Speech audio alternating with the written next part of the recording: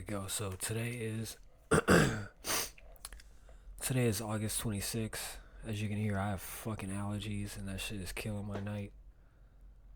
I'm about to start my clock for an hour and I'm not gonna do the weather or the time zones today. But just like last time, if you guys ever see this brand, keep an eye out for it.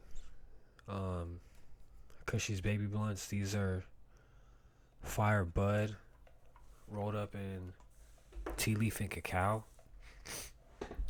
I recommend them. It's a new brand, so eventually you'll see them at dispensaries near you, but I definitely recommend it when that happens.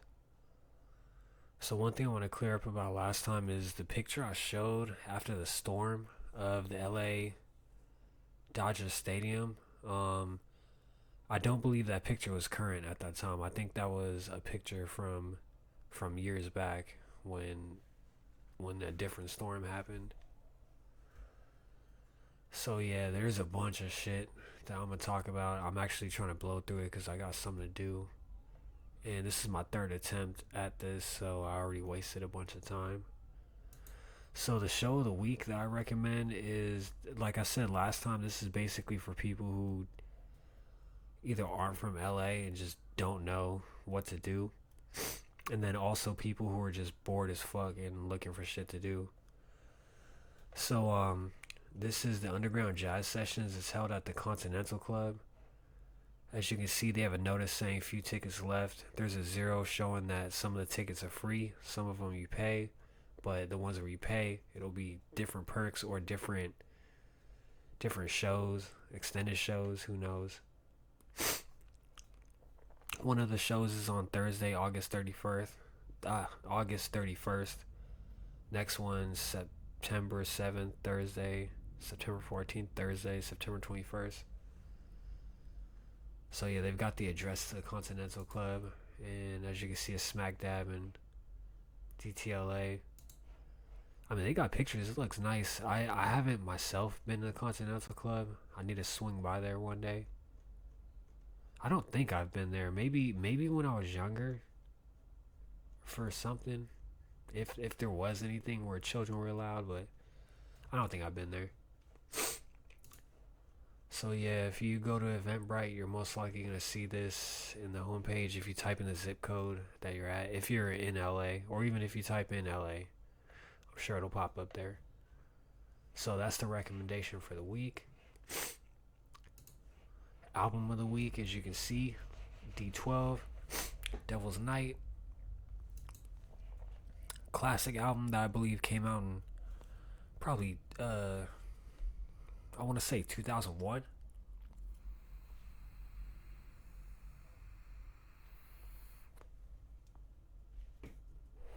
I think it came out in 2001. So we're going to go over the track listings just like last time. So D12 is Dirty Dozen, which is Eminem's home group, all from Detroit, consisting of Eminem, Swifty McVeigh, Kaniva, Big Proof, R.I.P., Bizarre, and Denon, aka Mr. Porter, because he has a long history of producing. He's actually the person I think gave this album a big jump, and I'm going to get into that in a sec. So the first track is another public service announcement, which is like a skit that they do on all the Eminem albums of that time. Second track is called Shit Can't Happen. A very catchy song. This is what we call a banger. The third track, as you can see, is censored. It's something they used to do back in that time. I don't think they do it no more. But no confusion, this song is called Pistol Pistol. Another fucking banger. Track number 4 is the Bizarre Skit.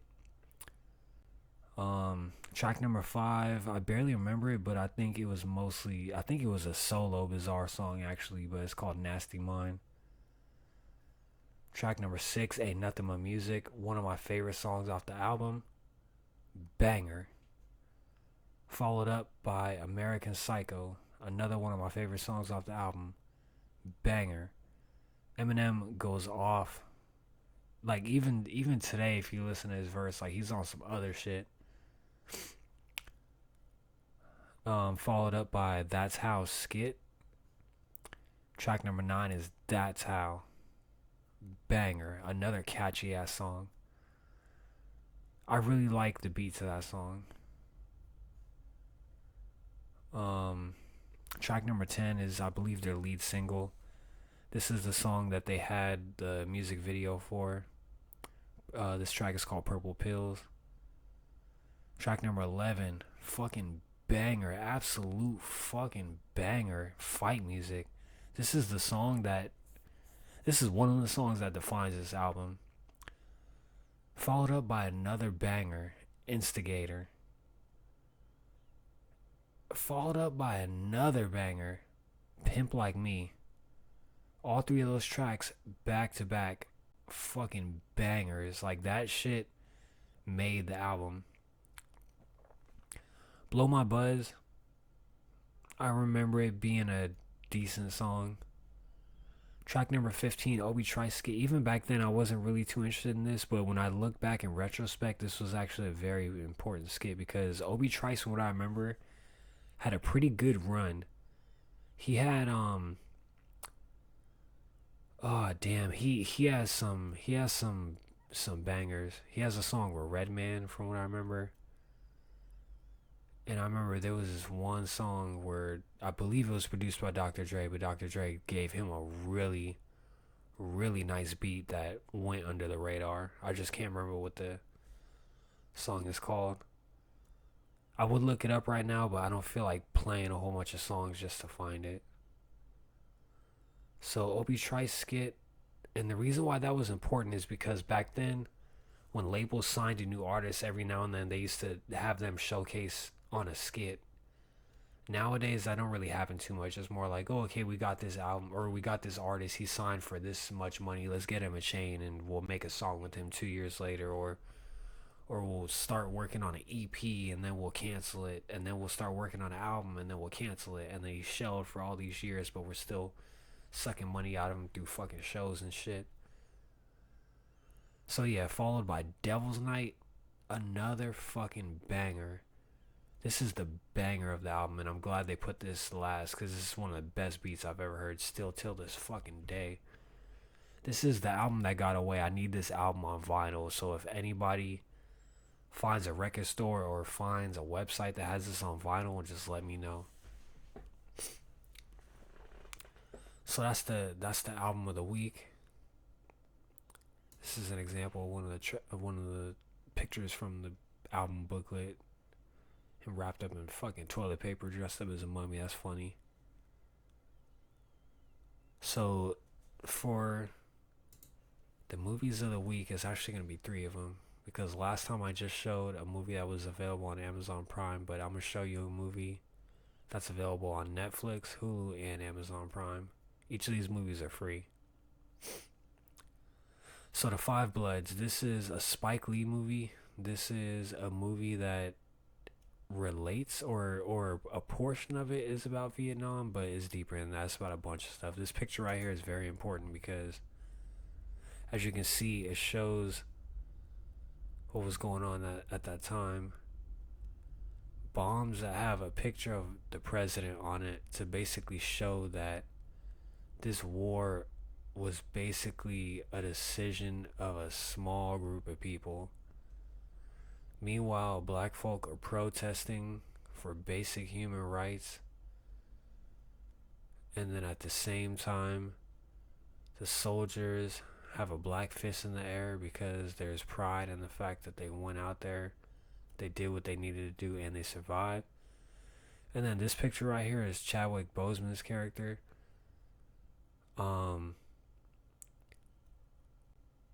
It represents something, but I don't want to say, because I feel like it goes into spoiler territory, but it definitely represents something. So yeah, I believe this was the last, I don't know chronologically what or when what movies he filmed, but this was the last movie I saw with him because this movie came out after he passed. And I don't remember Jonathan Majors being in this movie. I gotta watch this movie again. I really don't remember him being in it. But either way, fantastic cast. Delroy Lindo, legendary actor. Delroy Lindo. I fucked up. Delroy Lindo, legendary actor. Um, he has a fantastic filmography. I gotta look it up later, actually. Jonathan Majors, also upcoming actor, has a whole bunch of projects lined up currently. Clark Peters and Isaiah Whitlock Jr. are both from The Wire, one of the best shows ever in cinema. Period. Norm Lewis, I'm not too familiar with him, but he did good in this movie. I believe. Hold up. Yeah, yeah, he did good in this movie. And I don't really remember anyone else. I gotta watch it again. Chadwick Boseman, of course, did a real good job. And it's real refreshing to see Chadwick Boseman back in action because I've seen two movies where he played African characters. Jean Reno, another legendary actor. I was glad to see him in this movie. I haven't seen him in a while. So that's the movie that's recommended if you have Netflix. If you have Hulu, this is the movie I recommend. I'm not gonna say nothing about this movie. This girl right here, she kills it. She kills it. One thing I will say is that this is a Predator movie, a Predator prequel, actually. But at the same time, they really mixed it up because they made the protagonist a girl, which you wouldn't really. It's not that you wouldn't expect it, because they've definitely had female characters in the Aliens and in the Aliens movies, but for Predator, people always think Arnold Schwarzenegger, testosterone, but they made it work with this girl. They made a really good movie with this girl. The story they wrote for her character was fucking amazing. The predicament she's in just within her village, even before the Predator shows up, is amazing. It's amazing how they made it all work. Like, this is my favorite Predator movie. Like, this is a prequel that's done by a completely different studio, different writers, different everything. 30 years after the franchise began, and this is my favorite fucking one. Like, this shit is crazy. Like, this is a girl going up against she's not going up against a Predator. She's going up against a bunch of shit, but all she has is a fucking bow and a few teachings. And I believe last time the movie of the week that I showed was just available on Amazon, so this time this is the movie I recommend. The Many Saints of Newark. This cast is fucking awesome. If you're a fan of The Sopranos, this is basically a prequel movie. It's not too much about Tony. It's more about his uncle, Chris's dad, Christopher Moltisanti's dad, played by Michael Imperioli. Another legendary actor. He's been in a lot of work. I believe he's currently in. I think he's in This Fool on Hulu. That's another thing I recommend checking out too. If you got Hulu, check out This Fool. Yeah, this movie has a solid cast, and I don't even think this is everyone. But Corey Stoll, I've met him before. Really dope dude. Another legendary actor. Michaela De Rossi, very, very gorgeous. Mason Blue handles his part. He's in it shortly. Oh yeah, she played Janice. And then she played Chris's mom. I don't remember Jaleel though. Oh wait. No, I don't remember Jaleel. He played Silvio. That dude is hilarious. Michael Gandolfini. That's James Gandolfini's son. Rest in peace, James Gandolfini. But yeah, his son does a good job. Leslie Odom Jr. I need to peep him more often. But yeah, he does good in this. And then Alessandro Nivola.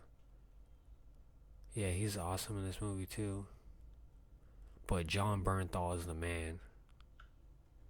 John Bernthal is the fucking man. Joey Diaz does good too. His character fits right in. I believe he was selected because they used him in Mad TV for the Sopranos skit. So yeah, the theme of today is gonna be explosions. So yeah, I'm gonna basically just start showing a bunch of shit. So apparently this happened 13 days ago. Tonight, a western Pennsylvania neighborhood in pieces after a deadly house explosion rattled the area. The terrifying incident in Plum captured on a doorbell camera. You can see debris shooting across the whole block and the fireball that demolished several homes on Saturday morning. We have a whole building completely gone. We have copious amounts of debris. Greg Renko lives several doors down. As a police officer, you hear an explosion and you run towards it. Yes. Renko helped carry his neighbor from the raging fire, who now, he says, is in critical condition. We're fighting through the debris, the rubble, the fire, trying to get our neighbor out of there, but not a second thought was given. This is crazy. Authorities concluded their recovery mission at the decimated lots today. 5 people were killed, including 1 child, and nearly 60 firefighters treated by EMS. As the cause of the explosion remains a mystery, gas has been shut off in this neighborhood as a precaution. At this point, we can share that our system was operating as designed. It's still too soon to estimate when service will be restored. Fire officials say the explosion leveled 3 homes and damaged at least another dozen in the Pittsburgh suburb. Such a force blowing out windows 4 homes away. I was sitting right here. My wife. Families like the Kolonkowskis now left to pick up the pieces and face the utter devastation that claimed the lives of 5 of their friends. I was with 3 of them the night before, and then not even 12 hours later, we find ourselves in this situation. That's fucking crazy. And it's crazy because no one has an answer for what happened or why it happened. The way I stumbled upon that story, it was basically saying that the house was built over a landmine. Like a landmine that didn't go off for however many fucking years. However many decades, but I don't think that's true. But I mean, they're still trying to get to the bottom of it, but either way though, how the fuck did that shit happen 13 days ago and there's no answer for how 3 houses get leveled from a fucking explosion? Like, that's... Emily joins us tonight live. Western Pennsylvania neighborhood in pieces like this after a deadly house explosion rattled the area. Like, that's a Michael Bay explosion right there. A whole fucking house just blown up. Just normal house, blown the fuck up house. Like, that shit right there is not normal. How the fuck is there no explanation for that shit? Like, this is what people pay house insurance for to happen. Like, and there's just no answer. Like, oh, hey, your house blew up. 5 people got killed in it. And the city, even though we're supposed to be on top of this stuff, we don't know. We have no idea. But we sold you this expensive ass property in the suburbs. The terrifying incident in Plum captured on a doorbell camera. You can see debris shooting across the whole block and the fireball that demolished several homes on Saturday morning. And there's no answer for that shit. That's absolutely fucking crazy to me. That's crazy. But I'm gonna keep my eye on it, cuz whenever they do figure out what the fuck happened, I want to know. So this next video I found years back on Instagram, and I remember having big question marks in my head whenever I saw it. But whenever I saw it, it was something that I thought had happened at that time when I saw it, but actually happened years before that. So I believe this incident that I'm referring to happened in 2016. So just recently I saw a YouTube video breaking it down exactly how it happened, and I'm gonna slightly get into that in a sec, but before that I'm just gonna show y'all the video. Some of you guys might recognize it. So this is basically when I first saw this, I believe it was maybe 2019, 2020, something like that. So I thought I was seeing a building that was filled with fireworks exploding, but it actually turned out it was, I believe, like a fireworks marketplace. So it was several small little structures that happened to all be filled with fireworks.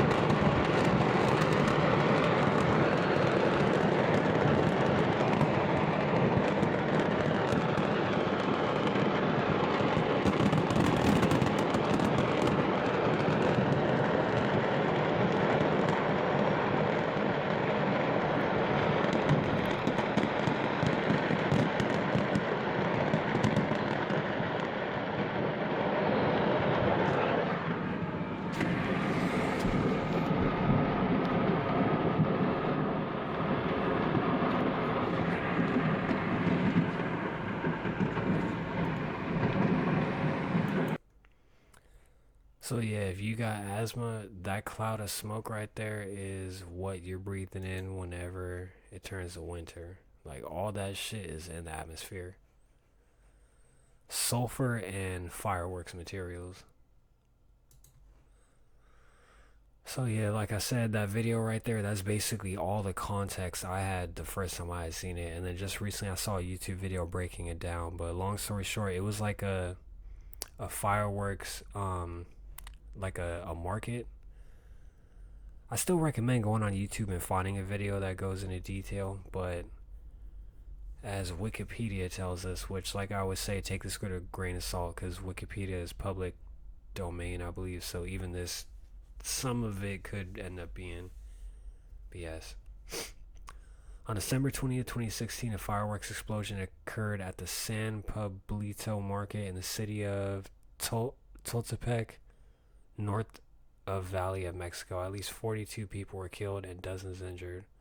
Tultepec has a major fireworks culture and industry with a 200-year history of fireworks production. About 65% of the population of the town is directly or indirectly involved in fireworks production. According to the Instituto Mexicans de la Pirotecnia, 436 fireworks workshops or retailers were registered in the Tultepec, fuck, I can't even see that shit, municipality. San Pablito Market is a major center for Mexican handcrafted fireworks. The city had implemented new safety measures in the market following firework-related explosions in 2005 and 2006. So the cause of the explosion is unknown, but sources preliminarily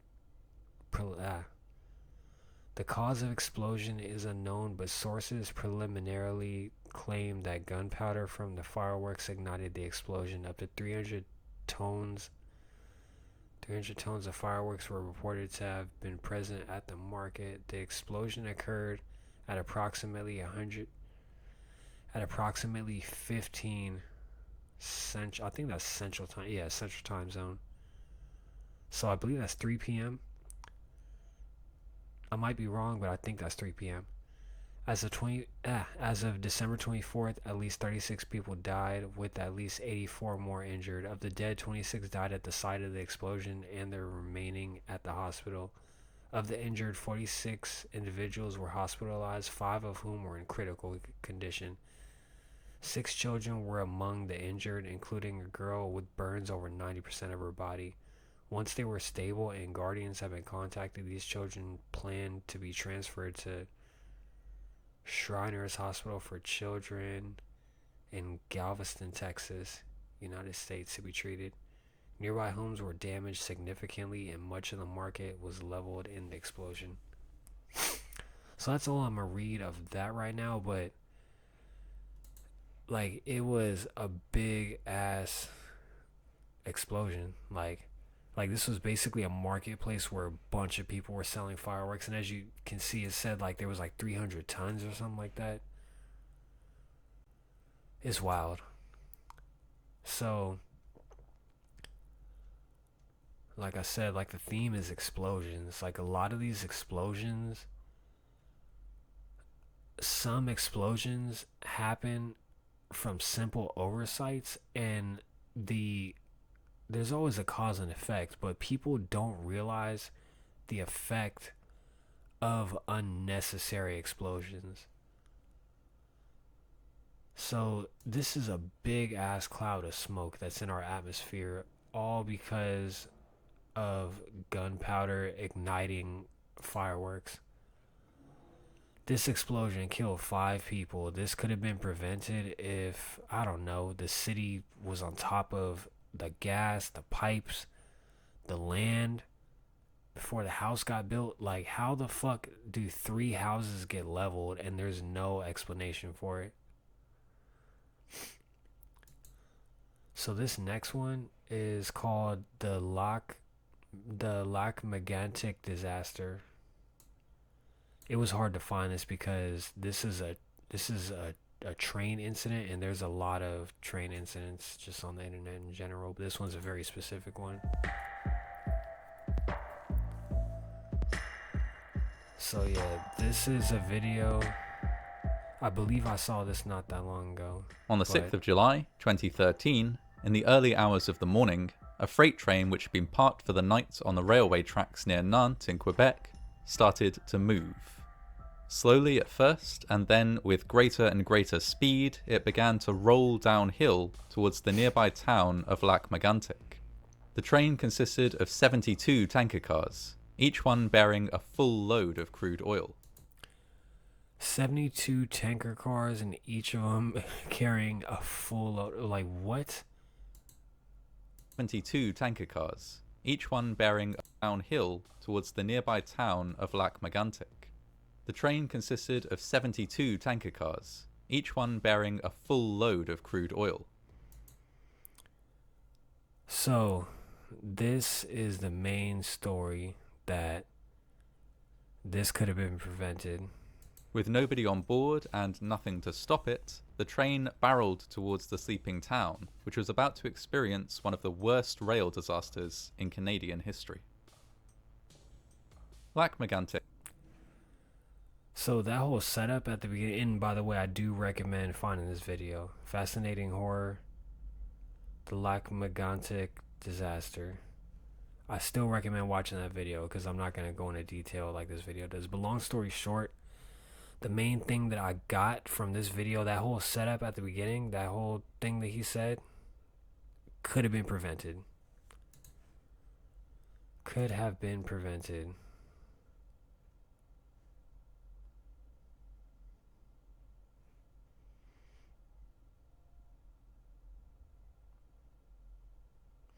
Damn, was that shit really in 1989?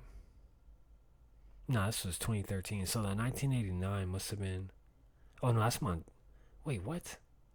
That's something else. So yeah, basically 72 fucking tankers of oil is on this train. And from what I remember, I remember the train formation too, just being a fucking disaster. Basically, the first car was, of course, the train where the pilot sits, and then there were 5 cars, and then there were like two cars of like, I think, storage container as like the cushion, and then the rest of it was just these fucking tanks right here. So of course this, like they said in the beginning, it was unmanned. The speed kept increasing, and then it eventually derailed. So in the video they explain how that happened, and long story short, how that happened was just a bunch of corporate bullshit. Just corporate shit. Like the same shit that you see at whatever job you work at, that corporate, oh, we don't want to listen to the people who can properly tell us how to save money and not have to pay a whole bunch in fucking rest in peace funds. Like, look at the aftermath of this shit. Like, apparently, like, this shit created such a big fucking gust of fire, but primarily, like, these are unknown chemicals just left into the atmosphere. And I do remember in the video that I was recommending watching before this, that I think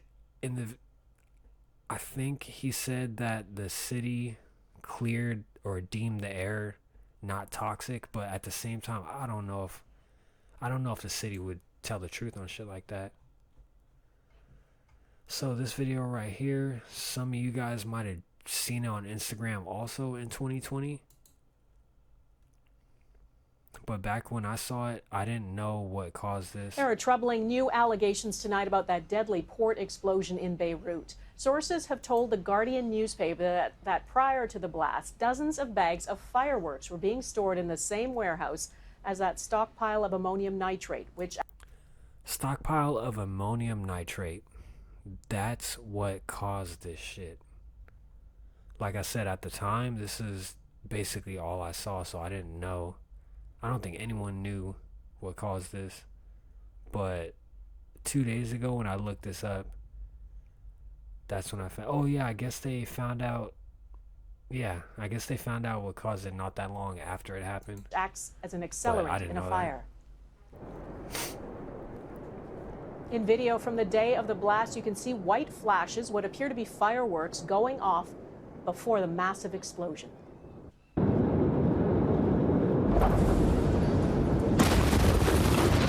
A former port worker told the Guardian newspaper he warned for years it was a disaster waiting to happen, and says nothing was done.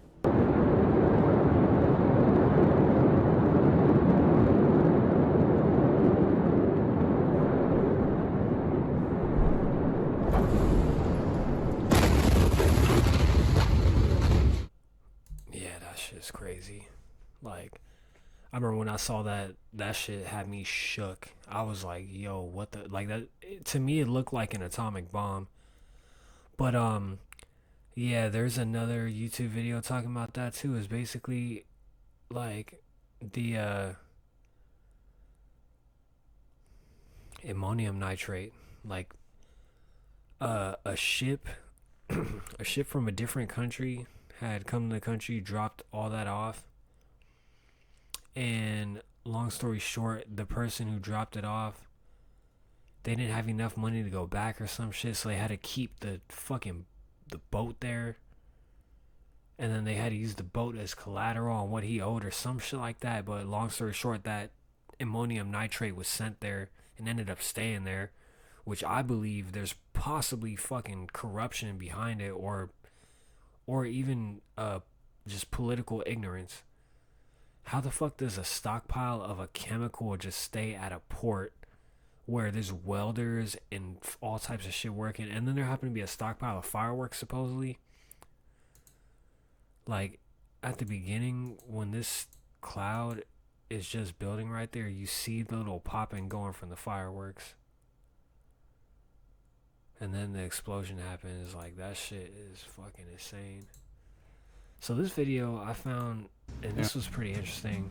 I'm not gonna show the whole thing. This is just wild. This is the LA Times. The force of the blast created a crater, obviously. This is what's happening now.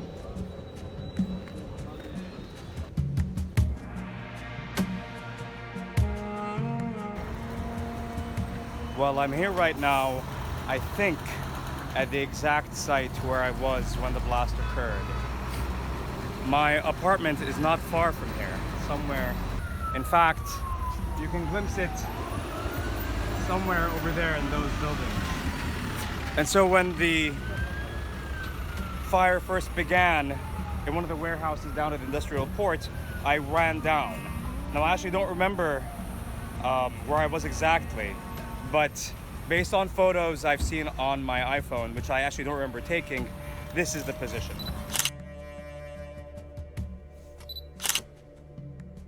God damn. Over there you can see the grain silo, of That course, looks that was fucking crazy. destroyed.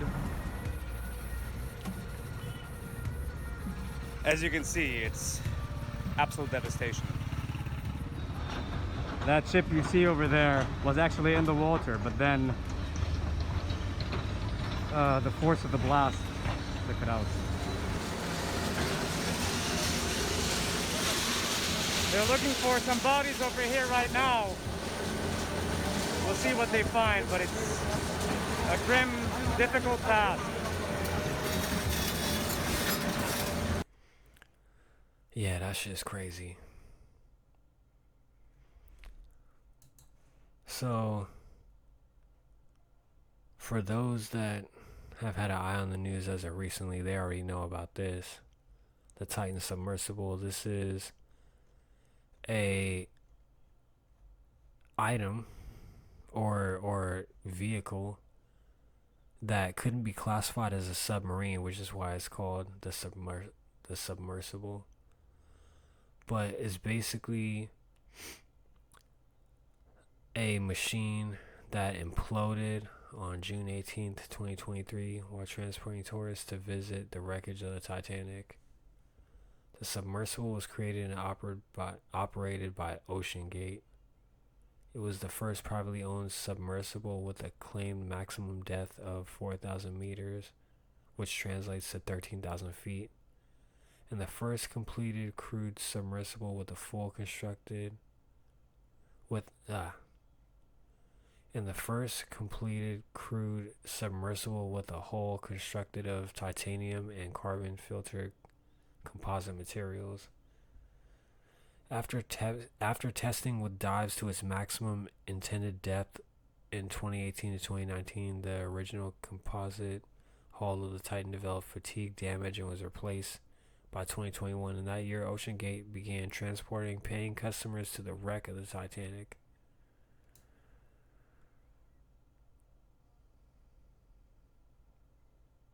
Completing several dives to the wreck site in 2021 and 2022. During the submersible's first expedition in 2023, all 5 occupants were killed when the Titan imploded. OceanGate lost contact with the Titan and contacted authorities later that day after the submersible was overdue for a return. A massive international search and rescue operation ensued and ended on June 22nd. When debris from the Titan was discovered about 16,000 feet from the bow of the Titanic.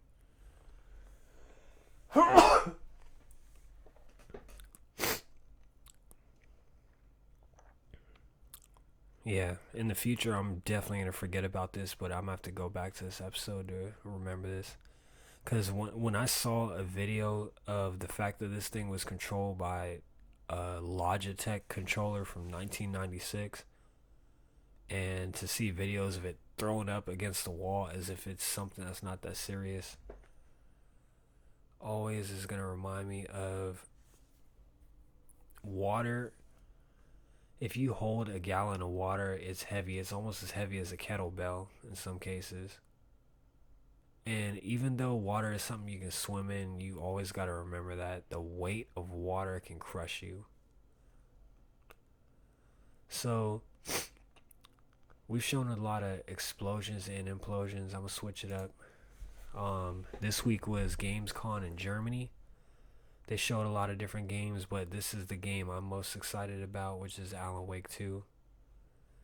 The only problem is the platform that I play my games on my computer, this isn't coming to that platform yet. Peggy 18. But this do look lovely. This shit looks scary as fuck.